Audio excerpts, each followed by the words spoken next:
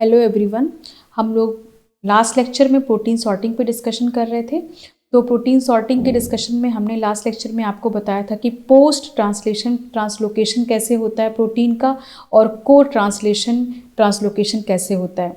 तो वहाँ पे हमने आपको डिफरेंट टाइप के कहाँ पे किन किन ऑर्गेनल्स में प्रोटीन की मतलब टारगेट की जाती है या उसको ट्रांसलोकेट किया जाता है। आज के इस लेक्चर में हम आपको ये बताने वाले हैं कि कैसे ईआर मेम्ब्रेन में प्रोटीन ट्रांसलोकेट होती है। कहने का मतलब कैसे इंसर्ट होती है प्रोटीन। वो सपोज़ कि आपने प्लाज्मा मेम्ब्रेन पढ़ा है, तो प्लाज्मा मेम्ब्रेन में बहुत सारे ऐसे रिसेप्टर्स होते हैं, कुछ ऐसी प्रोटीन्स होती हैं जो कि सिंगल पास, डबल पास या मल्टी पास होते हैं। तो वो चीज़ को आज हम लोग डिस्कस करेंगे कि ये टोपोलॉजिकल आपको दिख रहा है डिफरेंसेस, सिंगल पास या डबल पास या मल्टी पास प्रोटीन, तो वो किस तरह से होती है। तो उसमें हम लोग ये देखेंगे कि कहाँ पे इस तरह की प्रोटीन और किस प्रोसेस के थ्रू, कैसे इनका मैकेनिज्म क्या है, क्या इनके पास सीक्वेंसेस पाए जाते हैं जो इस तरह का ये स्ट्रक्चर फॉर्म करते हैं। तो उसके बारे में हम लोग डिस्कस आज करेंगे। ठीक है। तो अभी हम लोग जैसे लास्ट लेक्चर में हमने आपको बताया था कि सपोज कि साइटोसॉल में कोई प्रोटीन सिंथेसाइज होती है, किस प्रोसेस के थ्रू, ट्रांसलेशन के थ्रू सिंथेसाइज होती है, और उस प्रोटीन को फिर क्या किया जाता है, डिफरेंट जगह पे मीन्स टारगेट किया जाता है। अब जैसे कि हमने लास्ट टर्न पे आपको बताया था कि गेटेड ट्रांसपोर्ट होता है जो कि न्यूक्लियस में पाया जाता है। और ये आप लास्ट लेक्चर में देख सकते हैं कि गेटेड का मतलब क्या है। या फिर कुछ ट्रांस मेम्ब्रेन, जो ये ब्लू आपको एरोज दिख रहे हैं, तो वो ट्रांस मेम्ब्रेन ट्रांसपोर्ट है। या फिर वेसिकुलर ट्रांसपोर्ट होता है जो कि वेसिकल्स के फॉर्म में कार्गो के साथ प्रोटीन का ट्रांसपोर्ट होता है और प्रोटीन को एक्सटीरियर तक, सेल के एक्सटीरियर तक या फिर सेल मेम्ब्रेन तक पहुंचाया जाता है। क्योंकि देखिए आपको पता है कि प्रोटीन सिंथेसाइज कहाँ होती है, न्यूक्लियस में, सॉरी एमआरएनए कहाँ बनता है, न्यूक्लियस में बनता है। और एमआरएनए के बाद फिर वो एमआरएनए कहाँ जाता है, साइटोसॉल में, और यहाँ पे ट्रांसलेशन प्रोसेस के थ्रू प्रोटीन की सिंथेसिस हो जाती है। फिर उस साइटोसॉल से प्रोटीन को डिफरेंट ऑर्गेनल्स जैसे कि माइटोकॉन्ड्रिया है, लाइसोसोम है, पेरोक्सीसोम है, या फिर सेल के प्लाज्मा मेम्ब्रेन तक। क्योंकि आपको पता है कि मेम्ब्रेन जो डबल लिपिड बाइलेयर की बनी होती है, उसमें भी बहुत सारे प्रोटीन क्या होते हैं, इंटीग्रेट होते हैं, जिनको हम लोग इंटीग्रल प्रोटीन कहते हैं। या एक्सटीरियर साइड में भी कुछ प्रोटीन होते हैं। तो जो ये इंटीग्रल प्रोटीन होते हैं, इनके बारे में हम लोग डिस्कस करेंगे कि ये कैसे इंटीग्रेट होते हैं। तो हम लोग किसका एग्जाम्पल लेके चलेंगे, ईआर का। अब जैसे कि यहाँ पे हमने आपको लास्ट टाइम में सिक्रीटरी पाथवे के बारे में बताया था। उसमें हमने आपको बताया था कि कैसे रफ एंडोप्लाज्मिक रेटिकुलम पे जब कोई प्रोटीन सिंथेसाइज होती है तो फिर ईआर से गोल्जी से प्लाज्मा मेम्ब्रेन, लाइसोसोम, ये सब किस तरह से यहाँ पे तक पहुँचती है। अब आज हम लोग बात करने वाले इंटीग्रल प्रोटीन। और आपको पता है कि इंटीग्रल प्रोटीन कहाँ पे पाई जाती है। सबसे फर्स्ट आप जानते हैं प्लाज्मा मेम्ब्रेन में इंटीग्रल प्रोटीन पाई जाती है, इंडोप्लाज्मिक रेटिकुलम में पाई जाती है, लाइसोसोम के मेम्ब्रेन में पाई जाती है, गोल्जी के मेम्ब्रेन में। तो ये सारे ऐसे स्ट्रक्चर हैं जहाँ पे इंटीग्रल प्रोटीन होते हैं। तो ये इंटीग्रल प्रोटीन साइटोसॉल से कैसे मेम्ब्रेन में इंसर्ट होते हैं, हम लोग इसका डिस्कशन करेंगे। और लास्ट लेक्चर में हमने आपको ये सारी चीज़ें बता चुके हैं। तो यहाँ पे जैसे देखिए, आप यहाँ पे देख सकते हैं कि एक प्रोटीन यहाँ पे ये सपोज कि साइटोसॉल है, साइटोसॉल में ये प्रोटीन की सिंथेसिस हो रही है। उसी के साथ हमने बताया था ये को ट्रांसलेशन, ये क्या है, को ट्रांसलेशन लोकेशन। ठीक है, को ट्रांसलेशन ट्रांसलोकेशन। और उसमें क्या होता है कि प्रोटीन सिंथेसिस के साथ साथ प्रोटीन को ट्रांसलोकेट भी कराया जाता है। जैसे कि आप यहाँ पे देख पा रहे हैं कि ईआर मेम्ब्रेन, ईआर के ल्यूमेन में, ये ल्यूमेन में प्रोटीन है। अब ल्यूमेन के साथ साथ कुछ प्रोटीन, तो हमने लास्ट टर्न पे आपको ये बताया था। अब ल्यूमेन के साथ साथ कुछ प्रोटीन आप यहाँ पे देख रहे हैं मेम्ब्रेन में इस तरह से हैं। तो जो ये प्रोटीन मेम्ब्रेन में है, ये कैसे इंसर्ट होती है, ये क्या टोपोलॉजिकल इसका क्लासेस होते हैं, इसके बारे में हम लोग डिस्कस करने वाले। तो चलिए अब हम लोग देखते हैं यहाँ पे आगे। जैसे कि यहाँ पे लिखा है कि जो मेम्ब्रेन में प्रोटीन इंसर्ट करती है उनके पास कुछ टोपोजेनिक सीक्वेंसेस होते हैं। क्योंकि वो क्या कर रहे हैं, टोपोलॉजी क्रिएट कर रहे हैं। टोपोलॉजिकल क्लासेस होते हैं, मतलब 4 क्लास होते हैं, जिनके जैसे सपोज कि अगर हम लोग सिंगल पास की बात करें तो वहाँ पे टाइप 1 क्लास होता है। तो और या फिर अगर हम 7 पास जो कि जीपीसीआर होता है उसकी बात करें तो टाइप 4 होता है। तो हम लोगों को यहाँ पे बात करनी है कि ये जो मेम्ब्रेन में प्रोटीन सिंगल पास होना है, ठीक है, या फिर उसको मल्टी पास होना है, तो उसके लिए उसके पास क्या चीज़ें होती है, तो उनके पास होते हैं टोपोजेनिक सीक्वेंसेस। और ये टोपोजेनिक सीक्वेंसेस हेल्प करते हैं प्रोटीन को सिंगल पास होना है या मल्टी मेम्ब्रेन पास करना है। ठीक है। तो यहाँ पे आप देखिए integral membrane protein synthesize on rough ER, ठीक है, रफ एंडोप्लाज्मिक रेटिकुलम पे जो प्रोटीन सिंथेसाइज होती है वो 4 टोपोलॉजिकल क्लासेस में डिवाइड की जाती है। और अब उसको डिवाइड करने के लिए क्या चीज़ चाहिए, टोपोजेनिक सीक्वेंसेस चाहिए। वो टोपोजेनिक सीक्वेंसेस क्या हो सकते हैं, एन टर्मिनल पे, जैसे कि हमने लास्ट टर्म पे आपको बताया था कि एक सिग्नल सीक्वेंस होता है वो कहाँ पे पाया जाता है, एन टर्मिनल पे पाया जाता है, ठीक है। तो वो एन टर्मिनल पे जो सिग्नल सीक्वेंस पाया जाता है वो भी टोपोलॉजिकल सीक्वेंसेस की कैटेगरी में आता है, क्योंकि वो कहीं ना कहीं इंसर्ट करने में काम करता है और वो टाइप 1 में इन्वॉल्व होता है। तो हम लोग अभी आगे डिस्कस करेंगे तो कौन कौन से सीक्वेंसेस हैं जिसकी वजह से टोपोलॉजी क्रिएट होती है। ये 4 टाइप के क्लासेस क्रिएट होते हैं। तो पहला क्या है कि एन टर्मिनल सिग्नल सीक्वेंसेस, ठीक है, पहला है एन टर्मिनल सिग्नल सीक्वेंसेस। दूसरे टाइप के सीक्वेंसेस होते हैं इंटरनल स्टॉप ट्रांसफर, या जिनको हम लोग एंकर सीक्वेंसेस कहते हैं। इंटरनल स्टॉप एंकर सीक्वेंस, आप इससे समझ सकते हैं कि ये एक तरीके से स्टॉप ट्रांसफर सीक्वेंस हैं। और थर्ड कैटेगरी के होते हैं इंटरनल सिग्नल एंकर सीक्वेंस। तो एक होते हैं सिग्नल सीक्वेंस जो कि एन टर्मिनल पे पाए जाते हैं, दूसरे होते हैं स्टॉप ट्रांसफर सीक्वेंसेस, और तीसरे होते हैं इंटरनल एंकर सीक्वेंसेस। तो ये जो सीक्वेंसेस हैं इनके बेसिस पर, अब जैसे कि ये स्टॉप सीक्वेंसेस हैं या इंटरनल एंकर सीक्वेंसेस हैं, ये सब हाइड्रोफोबिक नेचर के होते हैं। क्योंकि आपको पता है कि मेम्ब्रेन कैसी है, मेम्ब्रेन हाइड्रोफोबिक नेचर की है। मेम्ब्रेन के अंदर अगर किसी भी पॉलीपेप्टाइड को हमें ट्रांसफर मीन्स की स्पैन कराना है तो उसके लिए ज़रूरी है कि उसके पास, उस पॉलीपेप्टाइड चेन के पास पैच होना चाहिए हाइड्रोफोबिक। तो ये जो आपको सीक्वेंसेस दिख रहे हैं, क्योंकि ये हेल्प करते हैं टोपोलॉजी क्रिएट करने में, मेम्ब्रेन को स्पैन करने में हेल्प करते, तो इनके पास होते हैं हाइड्रोफोबिक अमाइनो एसिड। और ये 3 टाइप के सीक्वेंसेस ही किसी भी पॉलीपेप्टाइड चेन को डायरेक्ट करते हैं उनके इंसर्शन के लिए, कि वो इंसर्ट कर पाए प्लाज्मा मेम्ब्रेन हो या इंडोप्लाज्मिक रेटिकुलम की मेम्ब्रेन हो, या फिर उनका ओरिएंटेशन कैसा होगा। जैसे कि ओरिएंटेशन का मतलब कि भाई ये मेम्ब्रेन है और ये जो हमारा सपोज पॉलीपेप्टाइड है, तो आपको पता है कि पॉलीपेप्टाइड पे एक एन टर्मिनल होता है, एक सी टर्मिनल होता है। तो ये एन टर्मिनल और सी टर्मिनल किधर रहेगा, साइटोसॉल फेस पे रहेगा एन टर्मिनल, या सी टर्मिनल साइटोसॉल फेस पे रहेगा। तो ये जो चीज़ है, ये ओरिएंटेशन भी किसकी वजह से होता है, इन्हीं सीक्वेंसेस की वजह से होता है। और इस तरह से ये मेम्ब्रेन में, क्योंकि अगर एन टर्मिनल सी टर्मिनल भी डिफरेंट साइड पे है तो वो भी एक टाइप क्रिएट करेगा, मीन्स की टोपोलॉजिकल टाइप क्रिएट करेगा कि भाई अगर एन टर्मिनल साइटोसॉल फेस में तो वो एक अलग टाइप हो गया, और अगर सी टर्मिनल साइटोसॉल फेस में है तो वो अलग एक टाइप हो गया। तो इस तरह से ये होता है। अब इसके बाद हम लोग यहाँ पे ये आप इस डायग्राम से आपको क्लियर होगा कि ये देखिए यहाँ पे 4 टोपोलॉजिकल क्लासेस दिए हुए हैं जो कि ईआर मेम्ब्रेन में ये क्रिएट होते हैं। इनफैक्ट आप प्लाज्मा मेम्ब्रेन की भी बात कर सकते हैं, क्योंकि जैसे जीपीसीआर आप पढ़ते हैं तो प्लाज्मा मेम्ब्रेन पे भी वो जीपीसीआर जो होता है वो 7 पास होता है। या आपने एक सीएफटीआर पढ़ा होगा, cystic fibrosis trans membrane regulator जो होता है, कंडक्टेंस मीन्स की जो ट्रांसफ़र करता है, क्लोराइड आयन चैनल होता है, तो वो 12 पास होता है। तो ये सारे कुछ कैटेगरी वो कैसे क्रिएट होते हैं, वो ये 4 टोपोलॉजिकल क्लासेस की वजह से क्रिएट होते हैं। तो यहाँ पे देखिए टाइप 1 दिया हुआ है, टाइप 1 दिया हुआ है। तो अब इसमें आपको समझना है कि किस तरह से, तो जब कोई भी मेम्ब्रेन मीन्स पास हो रही, डबल लेयर लिपिड लेयर में ये मेम्ब्रेन इंटीग्रेट हो रही, तो इसका मतलब ये इंटीग्रेट होने का मतलब कि ये हाइड्रोफोबिक कैरेक्टर का होगा और अल्फा हेलाइसिस स्पैन करते हैं, ये भी आप जानते हैं।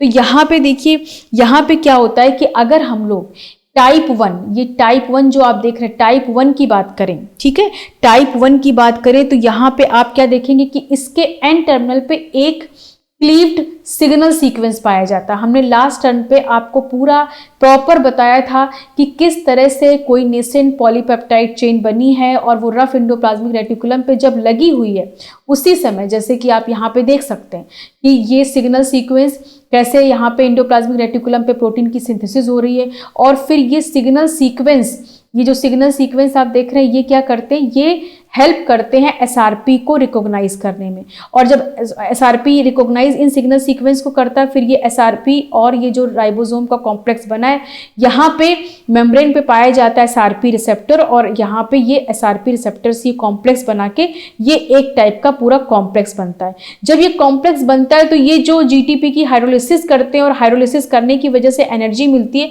और ये ट्रांसलोकॉन जिसको हम लोग बोलते हैं सेक61, ये सेक61 क्या होता है, ओपन हो जाता है, ये ट्रांसलोकॉन ओपन हो जाता है। और क्योंकि एनर्जी यहाँ पे हाइड्रोलिसिस, क्योंकि जो एसआरपी रिसेप्टर है और जो एसआरपी पार्टिकल है, दोनों ही क्या होते हैं, जीटीपी हाइड्रोलाइजिंग एक्टिविटी रखते हैं। और ये जीटीपी जब हाइड्रोलाइज होगा तो फिर क्या हमें मिलेगी, एनर्जी मिलेगी, और ये ट्रांसलोकॉन ओपन हो जाता है, और इस तरह से ये नेसेंट जो पॉलीपेप्टाइड चेन है वो खुल जाती है। तो यहाँ पे ये एंट्री, ये लोकॉन खुलता है और ये पॉलीपेप्टाइड चेन अंदर आ जाती है। और जैसे ही अंदर आती है तो फिर इसके बाद हमें इन सिग्नल सीक्वेंस की ज़रूरत नहीं होती है, तो इन सिग्नल सीक्वेंस को सिग्नल पेप्टाइडेज एंजाइम क्लीव कर देता है, और इस तरह से यहाँ पे देखिए फोल्डेड फॉर्म में प्रोटीन ईआर के ल्यूमेन में अंदर आ गई। लेकिन अभी यहाँ पे क्या है कि ईआर ये तो ल्यूमेन में आ गई, अभी हम लोग को क्या देखना है कि अगर इस प्रोटीन को यहीं पे रहना होता, ठीक है, मतलब कि ये मेम्ब्रेन में ही रहना होता तो क्या होता, तो वही चीज हम लोग यहाँ पे डिस्कस कर रहे हैं। तो यहाँ पे आपने क्या देखा कि जो अगर इस तरह का हमें स्ट्रक्चर दिख रहा है कि मेम्ब्रेन, अब यहाँ मेम्ब्रेन में ही ये प्रोटीन अगर इंटीग्रेट है तो इसके लिए इनके पास कैसे सीक्वेंसेस चाहिए, तो इस टाइप के टाइप 1 में 2 तरह के सीक्वेंसेस चाहिए होते हैं। एक होते हैं क्लीव्ड सिग्नल सीक्वेंस, कुछ तो ऐसे जो मीन्स की सिग्नल सीक्वेंस होते हैं जिसको रिकॉग्नाइज करके अंदर लाया जाता है, तो वो सीक्वेंस बाद में क्लीव हो जाते हैं, तो ये इनको सिग्नल सीक्वेंस एक पाए जाते हैं एन टर्मिनल पे। और फिर एक सिंगल स्टॉप ट्रांसफर सीक्वेंस पाया जाता है। क्या पाया जाता है, सिंगल स्टॉप ट्रांसफर सीक्वेंस, ठीक, इंटरनल स्टॉप ट्रांसफर सीक्वेंस। इसका मतलब क्या है कि इस पॉलीपेप्टाइड चेन में बीच में कहीं पे सी टर्मिनल के, मतलब जब यहाँ पे देखिए सी टर्मिनल है, यहाँ पे कहीं इस एंड पर क्या होगा, यहाँ पे एक इंटरनल स्टॉप ट्रांसफर सीक्वेंस होगा जो कि हाइड्रोफोबिक नेचर का होगा। जब वो हाइड्रोफोबिक नेचर का होगा तो वो फिर यहाँ पे इंटीग्रेट हो जाएगा। तो इस तरह से यहाँ पे ये क्या बना लिया इसने, मीन्स की एक सिंगल पास स्ट्रक्चर बना लिया। अब ये क्या है, ये साइटोसॉल फेस है, क्योंकि ये हम लोग ईआर की बात कर रहे हैं तो ये ईआर का ल्यूमेन होगा, ठीक है। तो यहाँ पे आपने क्या देखा कि ये इसको हम लोग एक्सोप्लाज्मिक फेस कह सकते हैं, क्योंकि भाई ये साइटोसॉल के बाहर ये आप अलग साइटोसॉल से अलग साइड पर है, या फिर हम लोग उसको ईआर या गोल्जी का ल्यूमेन भी कह सकते हैं, या सेल एक्सटीरियर भी हो सकता है, कुछ भी इसमें से हो सकता है। तो अब यहाँ पे आपने क्या देखा कि ये एन टर्मिनल से एंट्री लिया था प्रोटीन ने, इसके बाद यहाँ पे क्योंकि इंटरनल स्टॉप ट्रांसफर सीक्वेंस थे, और वो सीक्वेंस कैसे थे, हाइड्रोफोबिक नेचर के थे, और इस तरह से ये यहाँ पे स्पैन कर लिया। अब इसके एग्जाम्पल्स की अगर हम लोग बात करें तो हम लोग आरबीसी में ग्लाइकोफोरिन पढ़ते हैं जो कि सिंगल पास मेम्ब्रेन होती है, आरबीसी सेल्स पर पाई जाती है, तो वो एग्जाम्पल हो सकता है।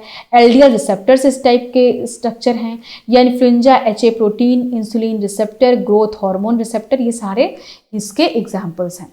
अब इसके बाद हम लोग टाइप 2 की बात करें तो टाइप 2 में भी देखिए सिंगल पास है, लेकिन यहाँ पे टोपोलॉजिकल कुछ डिफरेंसेस हैं। आप यहाँ पे क्या देख सकते हैं, यहाँ पे आप देखेंगे कि यहाँ पे जो सी टर्मिनल है वो कहाँ पे है, साइटोसॉल की फेस में है, और यहाँ पे क्या देख रहे हैं कि एन टर्मिनल है वो कहाँ पे है, वो हमारा साइटोसॉल की फेस में है।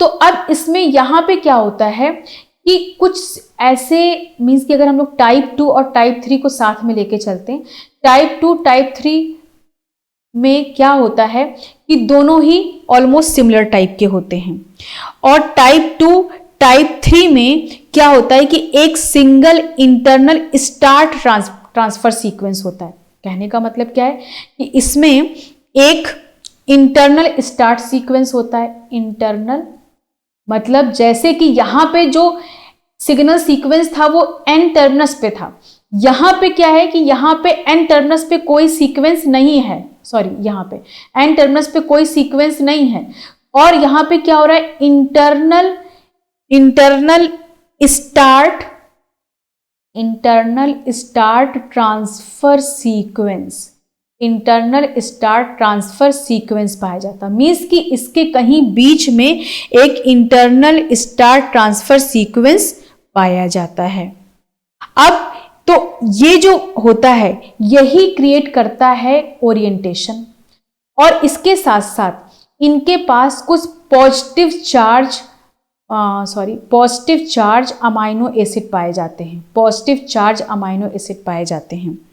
अब इनकी ओरिएंटेशन, जैसे आप यहाँ पे देख रहे हैं कि यहाँ पे सी टर्मिनल इधर है, क्योंकि जो जैसे सपोज कि मान लीजिए ये मेम्ब्रेन है, अब इसके पास मान लीजिए ये एन टर्मिनल है और इस तरह से यहाँ पे ये सी टर्मिनल, क्योंकि जो स्टार्ट सीक्वेंस है वो कहीं बीच में है, तो इसलिए यहाँ पे क्या होगा कि यहाँ पे कुछ इस तरह से एंट्री होगी, है ना, क्योंकि यहाँ पे तो एक एंड पर सीक्वेंस थे, रिकॉग्नाइज करके अंदर आ गए, यहाँ पे इंटरनली स्टार्ट सीक्वेंस है, तो फिर इस तरह से इसकी एंट्री होगी, और जब इस तरह से एंट्री होगी तो इसकी ओरिएंटेशन चेंज हो सकती है। तो जो सी टर्मिनल है, अब फिर ये सी टर्मिनल कैसे मीन्स कहने का मतलब कि सी टर्मिनल कैसे अंदर की तरफ आया, तो कुछ पॉजिटिव चार्ज अमाइनो एसिड पाए जाते हैं।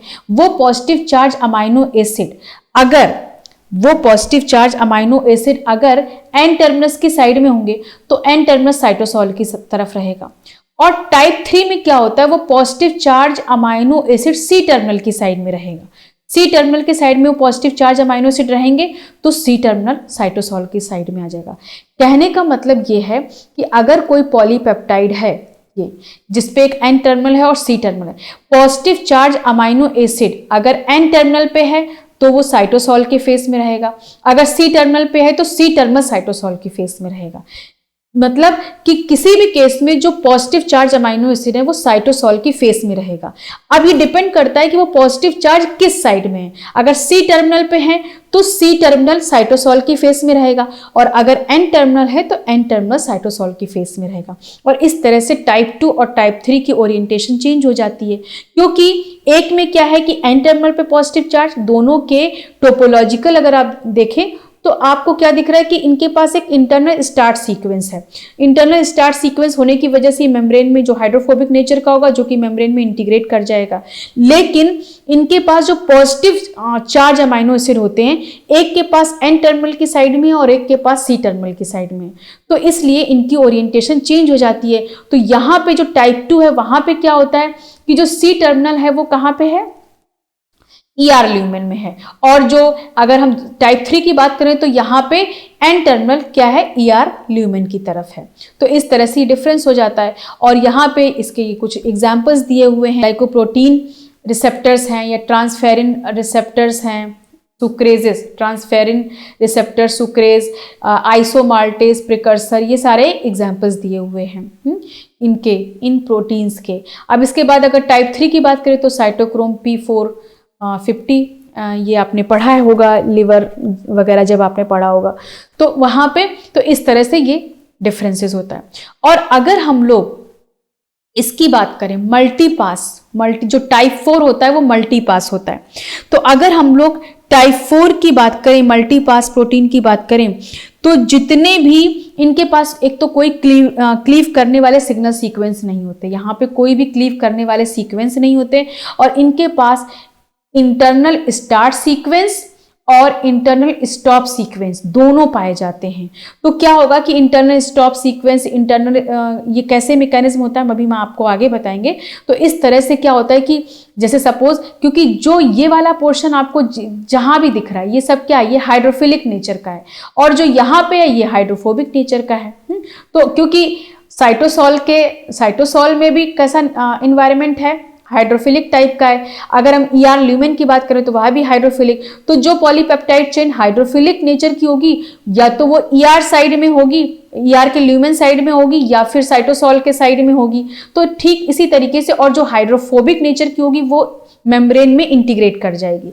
तो यहाँ पे क्या होता है कि जैसे ये हाइड्रोफिलिक नेचर की है इधर, और ये बीच में ये क्योंकि स्टॉप सीक्वेंस और internal start sequence hydrophobic nature के हैं, तो वन बाय वन क्या होता है कि एक स्टार्ट सीक्वेंस, एक स्टॉप सीक्वेंस, फिर ये गया, फिर स्टार्ट शुरू हो गया तो दूसरा दोबारा से इंटीग्रेट कर गया, फिर यहाँ पे स्टॉप आ गया, फिर से स्टार्ट हो गया, तो इस तरह से ये ऐसे मल्टीपास बन जाती है।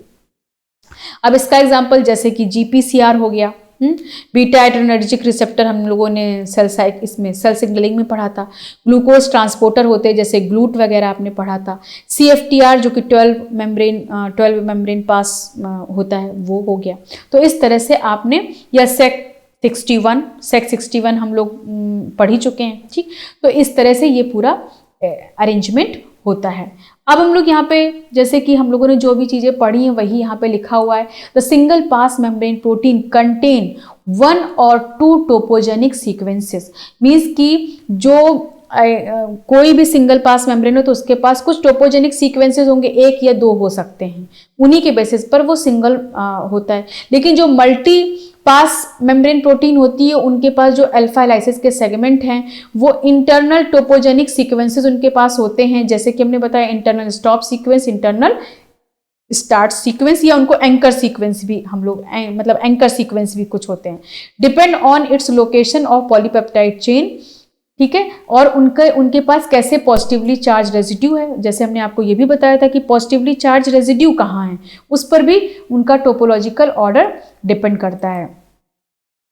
अब इसके बाद हम लोग अगर बात करें, यहाँ पे लिखा है hydrophobic segment of protein chain form alpha helices, यहाँ पे अल्फा होना चाहिए, alpha helices embedded in membrane, membrane में इम्बेडेड कर जाता है अल्फा हेलाइसिस वाला portion bilayer, and the region outside the membrane hydrophilic. हमने जैसा बताया कि अगर कोई मेम्ब्रेन है तो मेम्ब्रेन में अगर कोई प्रोटीन इंटीग्रेट कर रही है तो ये वाला रीजन हाइड्रोफोबिक है, ये वाला हाइड्रोफिलिक है, और उसी के अकॉर्डिंग फोल्डिंग होती है जैसा उनका मीन्स रीजन होते हैं, जैसे उनके पास हाइड्रोफोबिक या हाइड्रोफिलिक जो पैचेस होते हैं उसी के अकॉर्डिंग उनका मीन्स एम्बेडेड होते हैं। अब इसके बाद जो टोपोलॉजी 4 जैसे GPCR की अगर हम लोग बात करें तो GPCR बहुत ही कॉमन प्रोटीन है, जैसा हमने बताया था सेल सिग्नलिंग में कि सबसे ज़्यादा पाया जाने वाला प्रोटीन सिग्नलिंग के केस में होता है। तो ये क्या होता है, ये 7 इसमें हेलाइसिस पाए जाते हैं क्योंकि 7 टाइम पास मेम्ब्रेन होती है। अब इसमें जो एन टर्मिनस होता है वो एक्सोप्लाज्मिक साइट पर, मतलब कि एक्सोप्लाज्मिक साइट का मतलब या तो सेल के एक्सटीरियर में होगा या फिर अगर ER की बात करें तो ER के ल्यूमेन में होगा, और C टर्मिनस कहाँ पे होता है, साइटोसोलिक फेस में होता है। तो इस तरह से इनके इसका एक एग्जाम्पल है। अब हम लोग जो सिंगल पास मेम्ब्रेन होता है, सिंगल पास जो मेम्ब्रेन है उसके बारे में हम लोग यहाँ पे देखेंगे। तो उसमें हम लोग क्या देख रहे हैं कि किस तरह से उसकी सिंथेसिस हो रही है, फिर वो कैसे इंसर्ट हो रही है सिंगल, जो टाइप 1 की हम लोगों ने बात की थी। जैसे हमने आपको यहाँ पे ये बताया कि टाइप 1 ऐसा होता है, मतलब ये चीज होती है, लेकिन ये कर कैसे पाता है, इसके पास क्या मैकेनिज्म होता है कि वो इस तरह से यहाँ पे इंटीग्रेट हो जाता है। तो अगर हम लोग सिंगल पास की बात करें तो जैसे कि यहाँ पे सिंथेसिस हो रही है, सिंथेसिस यहाँ पे होते जा रही है, एक तरीके से ये क्या हो गया क्योंकि ये रफ एंडोप्लाज्मिक रेटिकुलम पे ये प्रोसेस होता है, तो ये क्या हो गया को ट्रांसलेशन ट्रांसलोकेशन हो रहा है यहाँ पे। अब यहाँ पे देखिए क्या हो रहा है कि जो स्मॉल सब यूनिट से mRNA बाइंड किया और लार्ज सब यूनिट ने किससे बाइंड करा है, ट्रांसलोकॉन से, और यहाँ पे SRP वगैरह का भी इन्वॉल्वमेंट होगा, लेकिन वो यहाँ पे सब नहीं दिया गया है क्योंकि यहाँ पे हम लोग को ये जानना है कि कैसे मेम्ब्रेन सिंगल पास हो रही है। अब सिंथेसिस, जैसे सिंथेसिस होती है, नेसेंट पॉलीपेप्टाइड चेन जो बनी है उस पर एक क्लीफ सीक्वेंस, ये सिग्नल सीक्वेंस आते हैं, वो रिकॉग्नाइज करते हैं SRP को, SRP यहाँ पे एक कॉम्प्लेक्स बना लेता है, SRP रिसेप्टर से बाइंड करता है, ट्रांसलोकॉन खुल जाता है। खुलने के बाद ये नेसेंट पॉलीपेप्टाइड यहाँ पे अंदर आना शुरू होती है। जैसे ही अंदर आती है तो ये जो सिग्नल पेप्टाइडेज है ये सिग्नल सीक्वेंस को क्लीव कर देता है। अब क्लीव करने के बाद इसके पास हमने बताया कि जो टाइप 1 होता है, क्योंकि हम लोग टाइप 1 की बात करें तो टाइप 1 के पास क्या होता है, स्टॉप ट्रांसफर एंकर सीक्वेंस। क्या होता है कि एक उसके पास single stop transfer anchor sequence होता है। एंकर इसलिए क्योंकि ये यहाँ पे एंकर कर रहा है, और स्टॉप ट्रांसफर सीक्वेंस है कि आगे चल के ये किस तरह से ट्रांसफर नहीं होगा, मतलब कि ल्यूमेन के अंदर नहीं जाएगा। अब इसके बाद इसमें क्या हो रहा है कि जो ये ट्रांसलोकॉन है, हमने आपको ट्रांसलोकॉन के बारे में बताया था, ये SEC61 जो डिस्कस हम लोग कर रहे थे, तो वहां पे ये ट्रांसलोकॉन ओपन हुआ तो ट्रांसलोकॉन के पास एक तो ये पोर है, इसके साथ साथ इसके पास एक लेटरल पोर भी यहाँ पे पाया जाता है, एक लेटरल पोर भी होता है। ठीक है, यहाँ पे क्या होता है, लेटरल पोर होता है। अब क्या होता है, क्योंकि ये लेटरल पोर है, यहाँ से खुला हुआ है, जब ये यहाँ से खुला होगा तो क्योंकि ये ट्रांसलोकॉन का स्ट्रक्चर है, अब ये प्रोटीन ही होगा, तो यहाँ पे क्योंकि पोर खुला हुआ है तो इसका इंटरेक्शन होता है किससे, लिपिड बाइलेयर से। अब जब इससे इंटरेक्शन हो, क्योंकि ये हाइड्रोफोबिक एंड है, तो ये फिर क्या होगा, डिफ्यूज कर जाएगा, और इस तरह से यहाँ पे ये डिफ्यूज कर गया। अब इसके बाद ये यहाँ पे सिंगल पास हो गया, और क्योंकि ये लिपिड बाइलेयर है तो इस तरह से ये सिंगल पास बना लिया। तो ये इसका मैकेनिज्म होता है। और ये सिंपल टाइप का ट्रांसलोकेशन है, यहाँ पे कोई भी पॉजिटिव नेगेटिव चार्ज वाला कॉन्सेप्ट नहीं है। यहाँ पे सिंपल नेसेंट पॉलीपेप्टाइड चेन बना, उसके पास एक सिग्नल सीक्वेंस होगा, जो कि मतलब कि कहाँ सिग्नल सीक्वेंस SRP के थ्रू रिकॉग्नाइज किया जाएगा, और इसके बाद उसको ट्रांसलोकॉन तक पहुँचाया जाएगा। ट्रांसलोकॉन पे जब ये पहुँचेगा तो सिग्नल सीक्वेंस जैसे ही अंदर आएंगे उनको सिग्नल पेप्टाइडेज क्लीव कर देगा। क्लीव करने के बाद फिर क्या होगा कि यहाँ पे आप देख रहे हैं कि ये इस तरह से नेसेंट पॉलीपेप्टाइड चेन की सिंथेसिस होना शुरू होती है। फिर जैसे ही स्टॉप ट्रांसफर सीक्वेंस आता है तो फिर यहाँ पे क्या होता है कि लेटरल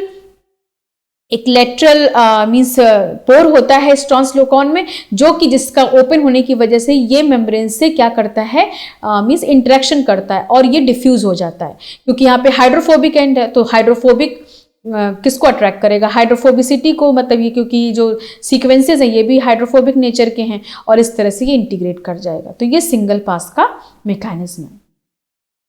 अब इसके बाद हम लोग यहाँ पे, तो आपने सिंगल पास देख लिया। अब सिंगल पास में भी क्या होता है कि हमने जो आपको टाइप 2 की बात कर रहे थे, अब हम लोग टाइप 2 की बात करते हैं।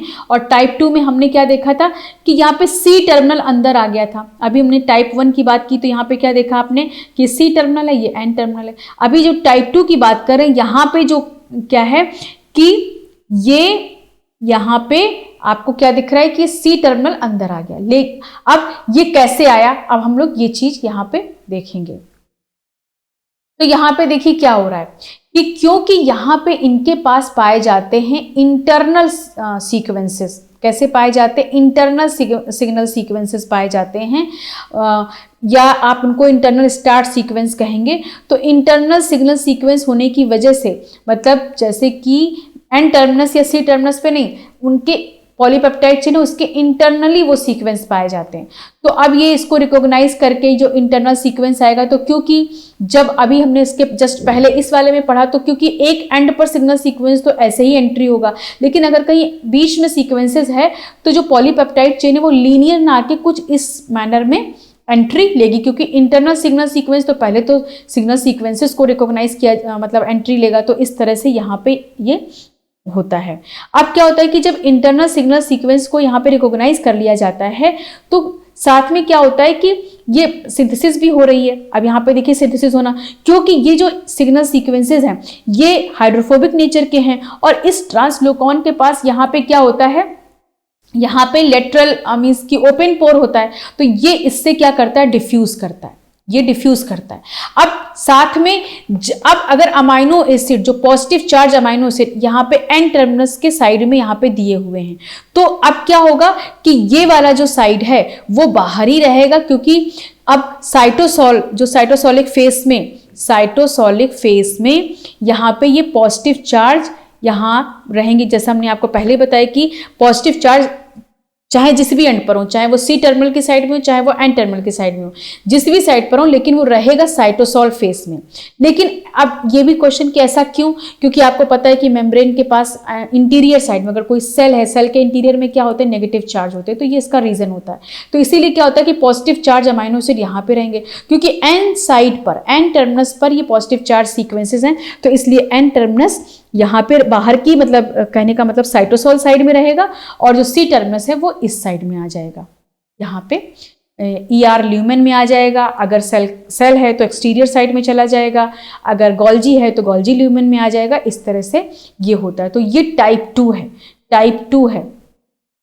अब इसके बाद अगर हम लोग टाइप 3 की बात करें तो हम लोग यहीं पर समझ सकते हैं, क्योंकि जो टाइप 3 होता है, टाइप 3 में क्या होता है कि जो ये पॉजिटिव चार्ज सीक्वेंसेस हैं वो C टर्मिनल की साइड में होते हैं। तो जब C टर्मिनल के साइड में होंगे तो अब C टर्मिनल यहाँ पे N टर्मिनल ना होके C टर्मिनल होगा, और यहाँ पे N टर्मिनल होगा, क्योंकि पॉजिटिव चार्ज यहाँ पे है। तो इस तरह से ये टाइप 3 हो जाता है। और टाइप 4 में तो मल्टीपास, वो हमने आपको, अब इसके लिए हम लोग यहाँ पे इस डायग्राम को देख सकते हैं। अब यहाँ पर देखिए, जैसे कि यहाँ पे 4 टाइप 1, टाइप 2, टाइप 3, टाइप 4 चारों का ही एग्जाम्पल दिया हुआ कि किस तरह से ये मेम्ब्रेन में स्पैन करते हैं। तो जैसे हमने अभी फर्स्ट, आपने पूरा डिटेल देखा कि फर्स्ट में क्या था कि एक कैसा सीक्वेंस था, एन टर्मिनस पे सिग्नल सीक्वेंस था जो कि रिकॉग्नाइज किया जाता था एसआरपी के थ्रू, और वो फिर ट्रांसलोकॉन के थ्रू अंदर एंट्री लेता था। जैसे ही वो ल्यूमेन के अंदर पहुंचता था तो वहाँ पे फिर क्या होता था कि उसका सीक्वेंस क्लीव कर दिया जाता था। और तो उनमें हमने क्या बताया था कि जो टाइप 1 होता है वहाँ पे एक सिग्नल सीक्वेंस होता है और एक इंटरनल स्टॉप सीक्वेंस होता है जो कि एंकरिंग कर सकता है, क्योंकि उसके पास हाइड्रोफोबिक अमाइनो एसिड है। तो इस तरह से आपने क्या देखा कि एन टर्मिनस कहाँ पे, ल्यूमेन साइड में है, और सी टर्मिनस कहाँ पे, साइटोसॉल में। हम लोगों ने भी पूरा डिटेल देखा। टाइप 2 में हमने क्या देखा, टाइप 2 में हम लोगों ने ये देखा कि क्योंकि यहाँ पे एक इंटरनल सिग्नल सीक्वेंस थे जो कि एंकरिंग कर सकते थे, इंटरनल सिग्नल सीक्वेंस थे जो कि एंकरिंग कर सकते थे, तो इसलिए मेम्ब्रेन क्या होगी, मेम्ब्रेन कुछ इस तरह से, क्योंकि इंटरनल सिग्नल सीक्वेंस इस तरह से रिकॉग्नाइज की जाएगी, और सपोज ये एन टर्मिनस, ये सी टर्मिनस है, तो जिनके पास जिस साइड में पॉजिटिव चार्ज होगा, तो क्योंकि पॉजिटिव चार्ज एन साइड में है तो इसलिए यहाँ पे ये एन साइड इधर रहेगी और सी टर्मिनल अंदर चला जाएगा, तो सी और एन बाहर हो गया। तो ये दूसरी ओरिएंटेशन हो गई। तो पहले वाले में, फर्स्ट वाले में क्या था कि एन टर्मिनस बाहर, और सॉरी ल्यूमेन के अंदर, और सी टर्मिनस साइटोसॉल की साइड में। अब इसके बाद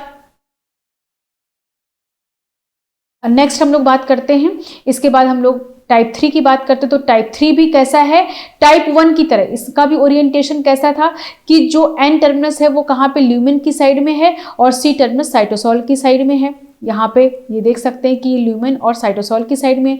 लेकिन यहाँ पे क्या होता है कि ओरिएंटेशन चेंज हो जाती है, क्योंकि यहाँ पे जो पॉजिटिव चार्ज अमाइनो एसिड है वो सी टर्मिनल की साइड में है, सी टर्मिनल की साइड में है।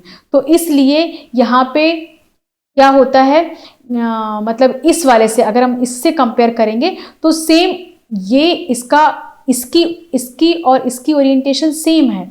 लेकिन अगर टाइप 2 टाइप 3 से हम कंपेयर करेंगे तो इनके पास पॉजिटिव चार्ज कहाँ पे होते हैं, सी टर्मिनल की साइड पे होते हैं, और इनके पास एन टर्मिनस की साइड में होते हैं। तो इसलिए टाइप 2 टाइप 3 मीन्स वेरी कर गए। इसके बाद फिर अगर हम लोग मल्टीपास की बात करें तो मल्टीपास के पास 2 तरह के सीक्वेंसेस पाए जाते हैं। एक होते हैं इंटरनल सिग्नल सीक्वेंसेस और दूसरे होते हैं इंटरनल स्टॉप ट्रांसफर सीक्वेंसेस। तो यहाँ पे आप देख रहे हैं कि जैसे क्या हो रहा है कि ये इंटरनल सिग्नल सीक्वेंसेस हैं, ये इंटरनल स्टॉप सीक्वेंसेस है, फिर इंटरनल सिग्नल सीक्वेंसेस, फिर इंटरनल स्टॉप सीक्वेंसेस।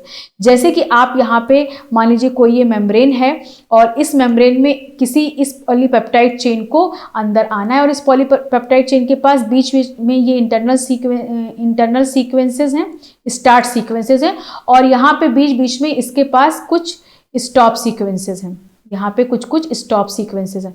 तो अब क्या होगा कि मान लीजिए कोई पॉलीपेप्टाइड चेन अंदर आती है, ये पॉलीपेप्टाइड चेन आई, अब उसके पास एक आ गया इंटरनल स्टार्ट सीक्वेंस, फिर इसके बाद ये पॉलीपेप्टाइड चेन हाइड्रोफिलिक नेचर की ऐसे आई, फिर इसको एक मिल गया स्टॉप, इसको मिल गया एक स्टॉप सीक्वेंस, तो फिर ऐसे हो जाएगी, फिर बाहर आई, फिर इसके बाद क्या हुआ कि इसके पास एक फिर से वापस एक स्टार्ट सीक्वेंस है, तो इस तरह से ये आई, फिर ये ऐसे गई, तो इस तरह से ये क्या होगा, मल्टीपास हो जाती है।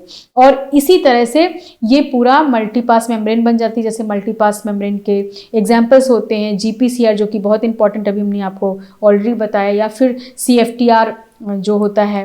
तो ये इसका मैकेनिज्म है कि चारों टोपोलॉजी किस तरह से क्रिएट होती हैं। और इसके यहाँ पे आप ये भी देख सकते हैं कि क्योंकि एन टर्मिनस यहाँ पे जब स्टार्टिंग हो रही तो एन टर्मिनस साइटोसॉल के फेज में, क्योंकि इसके पास पॉजिटिव चार्ज अमाइनो एसिड किसके पास है, किस साइड में है, एन टर्मिनस के पास में है।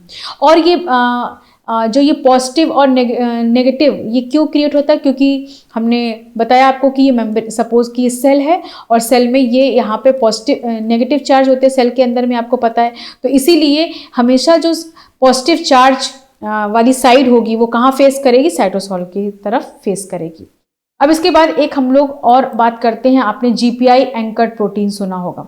तो जीपीआई एंकर्ड प्रोटीन जो होती है, जो कि जीपीआई लिंक्ड प्रोटीन को हम लोग क्या कहते हैं, लिपिड लिंक्ड और लिपिड एंकर्ड मेम्ब्रेन प्रोटीन होती है। ये एक्चुअली में किसी लिपिड कंपोनेंट से एंकर्ड रहती है। ये बिल्कुल टाइप 1 की तरह होती है। मीन्स टाइप 1 में क्या था, उसके पास एक सिग्नल सीक्वेंस होता है। सिग्नल सीक्वेंस जो कि एन टर्मिनल पे पाया जाता है, यहाँ पे कहीं सिग्नल सीक्वेंस एन टर्मिनल्स पे पाया गया होगा। इसके बाद वो प्रोटीन अंदर आई होगी, अंदर आने के बाद वो सिग्नल सीक्वेंस क्लीव हो गया होगा।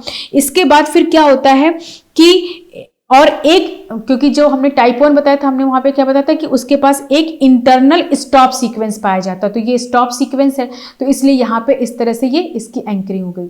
अब इसके बाद में क्या होता है कि एक जीपीआई मॉलिक्यूल होता है, मीन्स की गैलेक्टोसिल फॉस्फोटाइडिल इनोसिटॉल मॉलिक्यूल होता है, जो कि आप यहाँ पे इसका स्ट्रक्चर देख रहे हैं। इसके पास एक फैटी एसाइल चेन होती है और यहाँ पे कुछ हाइड्रोफिलिक टाइप के मॉलिक्यूल लगे होते हैं, जैसे कि इनोसिटॉल, ग्लूकोसामीन, मैनोज, ये सारे लगे हैं। तो एक इसका जीपीआई का एक एंड होता है पोलर और दूसरा होता है हाइड्रोफोबिक होता है। तो जो पोलर एंड होता है वो कहाँ पे होता है, एन साइड पे होता है। अब इस पे क्या होता है कि क्योंकि ये हाइड्रोफोबिक एंड है, तो ये जीपीआई जो मॉलिक्यूल है ये लिपिड मेम्ब्रेन में इस तरह से इंटीग्रेट कर जाता है, क्योंकि ये हाइड्रोफोबिक एंड है। और जिसका हाइड्रोफिलिक एंड है वो ईआर ल्यूमेन की तरफ होता है। अब ये प्रोटीन फिर क्या होती है कि ये एक यहाँ पे जीपीआई ट्रांस एमिडेज होता है, ये क्या कर देता है, इस प्रोटीन को इसके ऊपर ट्रांसफर कर देता है और इस तरह से एक मैच्योर जीपीआई एंकर्ड प्रोटीन का फॉर्मेशन हो जाता है। तो ये भी एक तरीके से टाइप 1 की कैटेगरी में आता है। तो ये चारों टाइप की टोपोलॉजी थी।